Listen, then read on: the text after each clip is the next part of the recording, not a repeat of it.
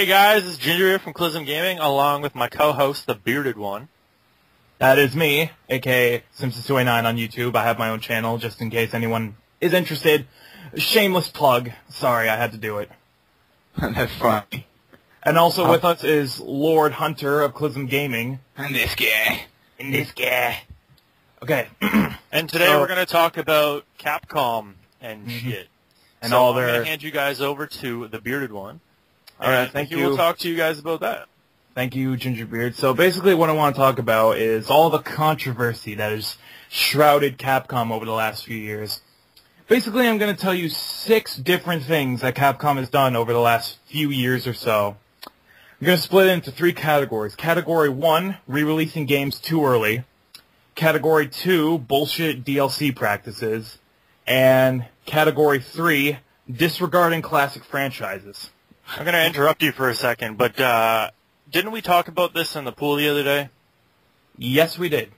That sounds so wrong. Just no homo, but I will just clarify homo. that.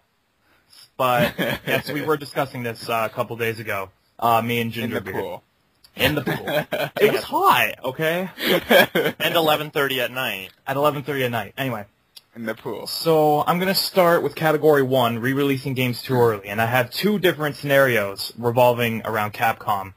Number 1 was Street Fighter 4. Now, they've been known for re-releasing Street Fighter games in the past because they released like 40 different fucking versions of Street Fighter 2 back in the 90s. They say it's going to be the last one, and then it's 2 years a couple later, months later, a new one came out. Honestly, there were like 40 different versions of Street Fighter 2, so they've been known for doing this before. Now, they announced Street Fighter 4 back in 2008, and this was like a big announcement because it had been roughly 11 years since Street Fighter 3, so it was like a big anticipated sequel. It's been so long, this is going to be great. So it was released in 2009, and it was critically praised all across the board. Everyone thought the game was great. It was a return to the classic Street Fighter gameplay that was kind of lost in Street Fighter 3, and everyone loved it. And then the next year, in 2010, they released an update, which was Super Street Fighter 4, and that was when the controversy kind of started, because people were like, it's been less than a year since the original, and you're already releasing an update? They're getting pretty creative with their names. Yes, just add Super to everything, and it sounds original. Super Mario Brothers, Super Mario 64, Super Mario this, Super Street Fighter this. Anyway. So that was the whole controversy. It's like, it's been only a year and you've already released another update. Okay, whatever. But then they were going to leave it at Super Street Fighter 4, but then they were like, no, we got more shit we want to add. So the next year, in like early or late 2011, sometime in 2011, they released an update for Super Street Fighter 4. Super Street Fighter 4 Arcade Edition, which was another disc release. Basically, it added like 4 new characters and like balancing and retweaking to the online system, which could have been done through fucking patches and DLC. But no, let's release a new version. So that was when the controversy really picked up again. It's like, okay, this is bullshit. You already released Super Street Fighter 4, which, in its defense, added a lot. It added like 5 new modes and like a dozen new characters. So that was kind of, it was worth the money. But Arcade Edition was just a pointless update that they could have just made a patch for. So people were like, no, this is fucking bullshit. We don't want this anymore. And then in early 2012, they released Super Street Fighter 4 Arcade Edition 2012 version. Are you fucking kidding me? What the fuck? I swear to God. They made another update, which they didn't add any characters. It was just more balancing and retweaking to the online. Once again, patches. I don't know if Capcom's ever heard of patching. Basically, that's good. They just released another physical copy of the same game, and people were like, no, this is fucking bullshit. We don't want this. So what do you guys think about the whole Street Fighter 4 saga? I think that's just stupid. I agree. They need to calm their titties and focus on more games that with better storylines and instead of something that doesn't really have a storyline. Personally, I understand Capcom because like I'm pretty wait no that was Namco. Namco made Pac-Man and shit. Yeah. Capcom like strictly just focuses on their Street Fighter shit, right? Well, not strictly. They focus on many others. Yeah, but most of the time it revolves around Street Fighter because it's gotten such a huge community. Yeah. Indeed so. Well, I mean, you gotta give them some props because they're not gonna change their game like every so often, right? Because they're not gonna like deliberately change their game all the fucking time. Because Street Fighter goes way back to like the 1980s or some shit like that. It was like the late 80s was the first Street Fighter. When you got like the older like baby boomers and shit that grew up with Street Fighter, they're gonna want to keep playing Street Fighter over and over again. But if you have the modern gamers like today, like say like me, I'm like 18 or whatever, right? Like let's say you have me and a couple more of my friends, we're not gonna go home and play Street Fighter. We're gonna go home and play Super Smash Brothers Brawl. You know what I mean? Yeah. Fucking Call of Duty. That's exactly what happened too. So when you have games like that, then it's strictly for the people that grew up with them. True. I grew up with like Halo 1, right? And they're coming out with Halo 4, so that makes a lot of sense. Yeah. Well, it's like I can see what you're talking about. Like that generation would be accustomed to this practice, but the more modern generation. Plus, here's the thing: Street Fighter 4. This was back like right around the time when games went $60. Yeah. So it was $60 when it came out. You know, that's the standard game price. But they knew that this update wasn't as big as the original, so they, reduced the price. It was $40 for the update. And that's a pretty good price for all the shit that they're adding. That was Super Street Fighter 4. Mm-hmm. And then Arcade Edition came out. It was another $40 for 4 characters. It was another $40 for 4 characters and balancing and shit that could be fixed in patches. And then they made 2012 version, which was another $40. Well, so it's like every fucking year they want $40 more for the same shit. And that's when people started boycotting Capcom. They're like, we are tired of this. We are not going to buy the same fucking game over and over again. Has Capcom ever heard of DLCs before? No, they haven't, because all the DLC they do is fucking costume packs, which are like $15 each for fucking costumes. Actually, Shane, let me just point this out. That is 100% the truth, because I have Resident Evil 5, and they have add-ons, and it's just costume packs. Mm-hmm. Apparently the only DLC they can think of is, let's make more colors for our different characters. Yeah. And fucking on the 360, each costume pack is 1,200 points. That's $15 for costumes. So that's when the controversy really started behind Capcom. Now I'm going to move away from Street Fighter to another fighting series of theirs, Marvel vs. Capcom, and I think Billy knows what I'm talking about. I think that game is just awesome. I love that game. Well, yes. So, Marvel vs. Capcom 3, they announced it in early 2010, and everyone was like, wow, they're finally... Yeah, they're finally releasing this game because it's been over a decade since Marvel vs. Capcom 2, which is considered one of the greatest fighting games ever made. So all the fans got really pumped up for this, like, yeah, this is really exciting, we can't wait for this. And then in February of 2011, I think it was released, and it was critically praised once again. Everyone loved the fucking game, but... Capcom really fucked themselves over because February 2011, Marvel vs. Capcom 3, brand new sequel, been a decade, they release it. 5 months later, in July of 2011, they announce Ultimate Marvel vs. Capcom 3, the re-release. Now, they need, that's where they need to fucking con their tits. Yeah. It's like not even half a year after your game's release, you already announce an update. And here, let me read you exactly what Ultimate Marvel vs. Capcom 3 adds.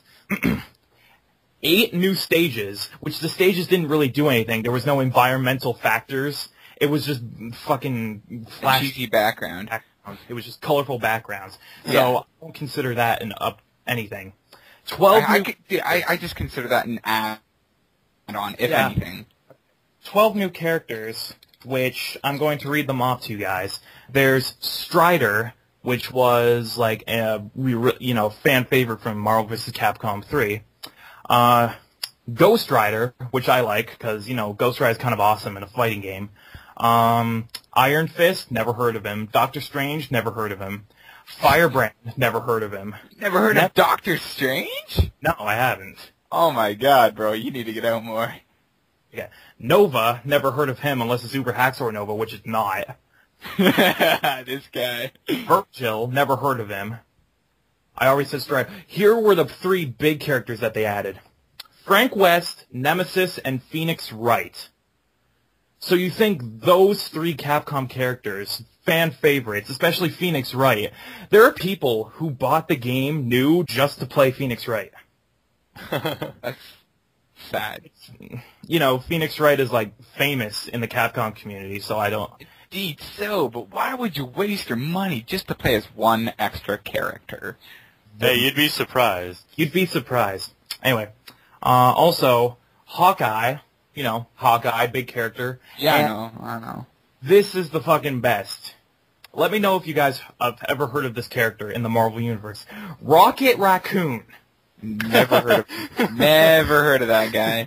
Rocket Sounds Raccoon. funny as He's a shit. little fucking raccoon. He's like if Fox from Star Fox ran around with a gun, but he was a raccoon. That's exactly what this character is. Sounds like Sly Cooper. Yeah. Except Sly would have a gun. Yeah, what? Didn't Sly Cooper have a gun? No, he had a cane. No, yeah. Fucking old pimp. What a badass. Okay, so 8 new stages, don't count that. 12 new characters, half of which most people have never heard of. I know. And also, in this update, they released new balancing and tweaking, which, of course, they've never heard of patches. So let's put that with the re-release. And then fucking spectator mode, which wasn't in the original game. Which could have been. Yeah, spectator mode is when you're like online and you're waiting to get into a match and watch other people's matches. That wasn't in the original Marvel vs. Capcom 3. So instead of releasing it as like free DLC or like a patch, no, let's put it in the update for $40. Well, That's I mean, stupid. They are making money. Actually, it sold really poorly because the fans were fucking fed up with this kind of practice. Mm-hmm. And that's where, like, the controversy around Capcom, like, really blew up, because not even half a year after your game is released, you release this update, which pretty much adds just a dozen new characters. So, instead of, like, releasing them as DLC, we're gonna release a brand new game. What do you guys think of this? Well, I mean, Call of Duty does that, too, because, like... True! They're the exact same fucking games, but just different... with different story. Different story. Yeah. As Lord Hunter says, just a different mod every single time. That's all it is. See, but what Capcom is doing is they're trying to get the most out of what they can do. But to do that, I think it would be a lot more easier just to make them DLCs. Yeah. Yes. You would save a lot of time and effort for that. And you would probably get more money. You probably would. If you just took those characters and put them up for individual download, they probably would have made a lot more money than what they made in the sales. But you know, whatever the company thinks is best for them, I guess. Well, yeah, I mean, it confuses gamers because, like, let's say you're playing like Xbox 360 or PS3 or something, right? You go on the marketplace or the PS3 store and you just buy the costumes or whatever you want instead of going out to, let's say, EB Games or GameStop or something like that. And then, like, oh, cool, they got time out of your day. They got a new Capcom game, and I'm just gonna go pick it up, and it's the same fucking game, just with a different costume in it. That's essentially what it is. But it's like what Disney does every, like, 10 years. They release, like, Little Mermaid or some shit 10 years later, and they make extra money. Now, but see, what Capcom is doing is, for some reason, they feel the need to update their games so frequently, and the consumers, their customers, pretty much got onto what they were doing, and they were going to boycott Capcom for releasing this game. And I don't blame them, because really, it's kind of bullshit re-releasing your game the same year it came out, adding almost nothing and asking for $40. Plus, it made the old game, it made the original version obsolete because of its, rebalanced characters and improved online. So basically, anyone who bought the original is basically fucked unless they go out and buy the ultimate version. Well, I mean, that's soon enough they're going to do that with other games too, because, like, let's say, well, for example, like Quake, the old, really, really old Quake, there's still people that play online with that. Mm-hmm. And then, like, I do. I'm pretty sure. It's similar to, like, let's say Battlefield Bad Company 2, where they had the demo, and they completely got rid of the demo servers just so you can buy the game. Really? Yeah. Yeah, huh. So if you try, like, they still have it up on the marketplace, like the Battlefield Bad Company 2 demo. If you go to download it, it's completely obsolete. You can't use it. You can't do anything with it. Wow. just so you can go buy the new game. That's interesting. So yeah, that's the whole controversy around Capcom involving their re-releases. Now I'm going to move on to their DLC practices, and there's 3 cases. They actually have DLC practices? Just wait until I tell you. Okay. Just wait until I tell you guys. The first culprit, Street Fighter Cross Tekken, which is their newest fighting game, came out back in March of this year. Are they made by the same people? Yes. Okay. See, basically the whole the Street Fighter Cross Tekken thing, Street Fighter is, of course, made by Capcom, and Tekken is made by Namco. Yeah, okay. So they got together and they discussed, hey, what if we make a crossover fighter? And, both companies were like, hey, that sounds like a good idea. But they were both going to make their own versions. Mm-hmm. So Capcom was going to make Street Fighter Cross Tekken, which would be, like, in the fighting style of Street Fighter. It would be, like, 2D, and it would have tag team system where you could bring 2 characters into a fight, and it would be like, tag in, tag out. You mean like Marvel vs. Capcom? Kind of like Marvel vs. Capcom, except it would be the Street Fighter fighting engine.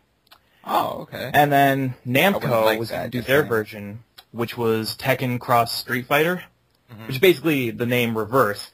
And they were going to do it in the style of Tekken, which is, the 3D playing field where you can, like, move in 3 dimensions. And it would have, like, the Tekken fighting style, which is more slower, not as fast-paced as, like, Street Fighter. So they were going to make their own versions. Namco is currently developing Tekken Cross Street Fighter. It's going to come out sometime by the end of next year. Yeah. And basically Capcom released it in March, right? Universal praise. Of course, every fighting game they ever release has been met with universal praise. Critics loved it. The fans liked it a lot. But there was one thing the week of release that came out that basically destroyed the game's reputation. Basically, they have 36 characters in the roster, right? Okay. And they were going, over the course of the year, they were going to release more DLC fighters, like new characters, over the course of the year. Yeah. And they had 12 different DLC characters planned up, right? Mm-hmm. People who hacked the game revealed that all the DLC characters they were going to plan to release were already on the disc. What? Yeah, all the DLC characters they planned to release over the course of the year were already on the disc. They just locked them. What? I know, it's fucking bullshit. Because... Here, we're going to put these on the disc so you could figure it out, and then, like, 2 months later we'll release the actual full game. So they had... Plus all the DLC characters were, like, fan favorites that they couldn't add in for some freaking reason. So fucking assholes, what? No. So hey. all the characters are already on the disc, ready to be played with, but Capcom locked them so that the players can eventually pay them more money so they can just unlock them.